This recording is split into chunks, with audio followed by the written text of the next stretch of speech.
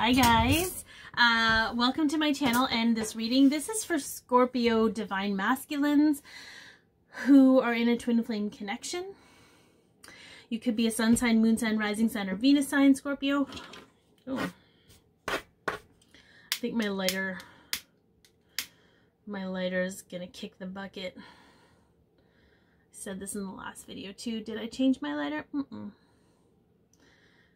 only put my hair up because I might change my channel to Camp Hair Candy. That might happen. Anyways, you could also be a divine feminine who's watching because your divine masculine is a Scorpio. Either way, I'm grateful that you are here. It is a general reading, so take what resonates, leave the rest. Some of it might be for you, some of it might be for someone else. And it is all said here with love and no judgment. I am a twin flame, and the only reason I say that is to understand, so you can understand that I understand that this is not an easy journey, and the whole purpose of this is to unearth those things that we were made to feel shame about ourselves and reintroduce them to the energy of unconditional love. And for twin flames, like, we're not the only ones that do that. For twin flames, this is in a mirrored reflective energy between two people, predominantly on a romantic level. Doesn't have to be romantic. It can be more than that, or it can be friendship or whatever. Your journey's your journey. There's no one size fits all. All right, let's get into it. So what I'm covering today is in the description box below. So if you want to look at what aspects we cover of the divine masculine's life, you can go ahead and look at that, and I'm just going to get started. So what are you focusing on, divine masculines? Those Scorpio divine masculines, what are you focusing on? Okay, so we have the wealthy man, we have a karmic male. This can indicate a karmic relationship with a male, romantic, friend, or family. This could also indicate someone who seems to hold all the cards. So I feel like a big part of this energy for you, Scorpio, is where you feel disempowered in your life, or where you feel others have more power over you. You know, it could be a work contract that you're sort of stuck in, and you're kind of like, this person has all the cards. Like, they have all the cards. I don't know what I'm doing playing this game. And it's to bring up, I think, awareness over the decisions we make in regards to ourselves and how we get into the situations we get into. You know, the contract might have been a good contract at the time, and maybe it's no longer serving you, but there's something that you're focused on about that, and it's bringing up parts of you or wounds in you where you've experienced not having any power or say in your life. Okay, that's a huge chunk of stuff that needs to come up for healing, because anyway, it has to come up for healing because you are empowered in your life. Sometimes we have to make decisions that don't seem like smart decisions in order to get our power back. That's just how it is. Okay, so what are you conscious of in regards to the connection with your divine feminine? What are you conscious of? Oh, so we have children. So this can mean two things. One, you're very conscious of the fact that you are meant to have children with your divine feminine, or you have children with your divine feminine, or there's something there. You could be conscious of the fact that you had children with them in a past life.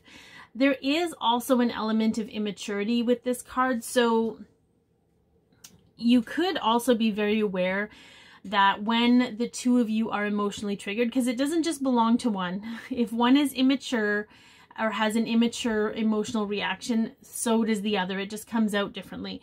So there could be some kind of awareness for you that when the two of you are triggered, you act immature emotionally towards each other, whatever that looks like. Okay, it can show up in a myriad of ways. So what are you being guided to or guided with at this time? Yeah, your self-worth, right? Your self-worth, because there's a direct correlation between how much you value yourself and how much you allow abundance. You could continually put yourself in positions where someone else is making all the decisions and someone else is empowered because that's your safe space, that's your safety net, but now it's uncomfortable because it could be that you're in giving. If it's a boss, I feel like it's a really big boss energy. In giving your power away, you're not really, you're giving it away to somebody that doesn't value your worth. And that's a big part of that, is that you never learn to value your worth. So you're being guided to work on that right now, or you're being guided with that aspect of your belief systems right now. All right, what are you conscious of in regards to your life? What are you aware of at this moment? You cannot make this stuff up, you guys. Controlled. Okay? So there's an element of control here. Either there is an outside influence trying to control things out of fear, or you may be trying to control things out of fear. Regardless, you feel like your life is controlled. And it could be through, I feel like it is a big work vibe with that karmic male, but the karmic male could be a brother. It could be a friend that you've had your whole life and you really value them because they've been in your life your whole life, even though you've changed and they haven't. Could be a parent. Could be your father, could be your grandfather. There could be somebody here that controls you out of fear, and you're waking up to all of this so that you can shift control back in your favor and control yourself, whatever that looks like. How are you seeing your life right now? How are you seeing? Okay, so we've got surprise abundance. This is really interesting to me because this turns things just a skosh. I feel if we want to look at the karmic father situation, your father could have left you a lot of money or be leaving you a lot of money. I feel like this is the energy of somebody that holds things over you. Well, if you don't do this, then you're not going to get this. And recognizing that it's actually very demeaning to be in that energy, but it's also to understand that you would have put yourself in this energy because they dangled a carrot. It's a dangling carrot energy. So, yeah. What spirit is going to guide you to is recognizing that you can create your own carrots and have all the carrots you want. But until you stop chasing the carrot that someone else is dangling for you, yours won't show up, okay? Whether that's your divine feminine or not, it doesn't matter. I got a massive inheritance energy. Now, if this was a work situation, it could be, hey, if you want your bonus, you got to work all these hours. Or, you know, if you want me to give you something, you have to give me tenfold of whatever that is. But there's just something that you're recognizing that's helping you break down that BS. Because it's not serving you. You're not meant to follow someone else's lead unless it's your divine feminine and it's energetic. Okay. All right, so what are you being influenced by? I feel like we talked a lot about this, but yeah, there it is. A father figure. Now, again, if it's work related, it could be a mentor at work. It could be somebody you looked up to at work. It could be someone who's successful at work. But if it is a father, okay, so there's a parental figure influencing the connection. A father, uncle, grandfather. This could be a direct influence like control, or indirect like fear of disappointing them. So there's this constant like just doing whatever they need or they want because you fear disappointing them, or you fear that they're not going to give you what you deserve. But it's all happening so that you can shed all of that, because they learned it from their parents and their parents learned it from their parents and it was passed down. But you're here to break those cycles and become a self-made person. All right, what are you unaware of, Scorpio? Love will prevail. Absolutely. So love will always prevail. This could signify more love between the two of you, or bringing more love into the situation. Using love as a response can overcome anything. So what I get more from that, because it's extremely difficult to, and as a human, where some of us just aren't in that place yet, whether it's, I'm not talking about, it could be me, it could be, I'm just going to say, some of us aren't in a place where we can always respond with love, especially when we feel we aren't being loved and respected. So what I always say in that regard to my clients is turn that love inward toward yourself. Give yourself that love and respect. And once you've done that and sat in that, then you're clear to make a decision of how you respond. You don't always have to respond right away. And I feel like the more you dig into this and the more you shed it and the more you release it, you're going to realize more and more love you have for yourself and how empowered you are to bring it in without needing anyone else to do that for you. So the next steps or near future for you. Reconciliation. It's a gift.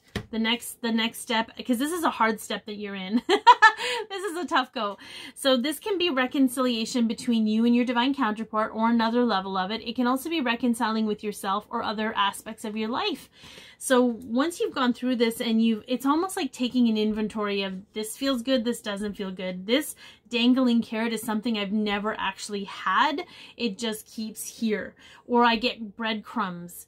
But that happens when, and I mean, it happens for a lot of reasons, but in this case, this is happening because you're allowing someone else to dictate what you're worthy of, what you're worthy of having. You're allowing their perception of reality to grade you and decide what you're worthy of. And you're just getting, it's 11:11 when I said that, but you're going to come out of that. You're going to reconcile with yourself. And in doing so, you're going to be open to being reconciled with your divine feminine. Now, again, if you're the divine feminine watching this, this could mirror to you. It might not mirror the exact situation, but you yourself could be allowing other people to dictate your value and what you're worth and how much you're worth pay-wise. Okay, so feel into that if that suits.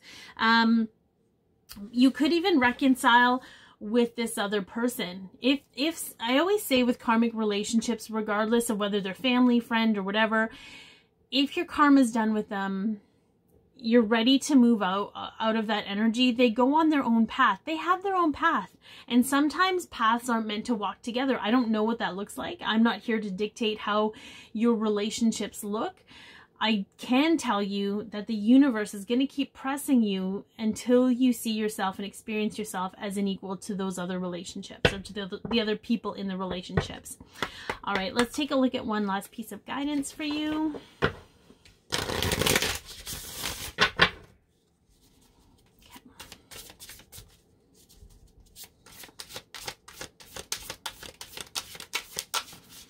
Okay.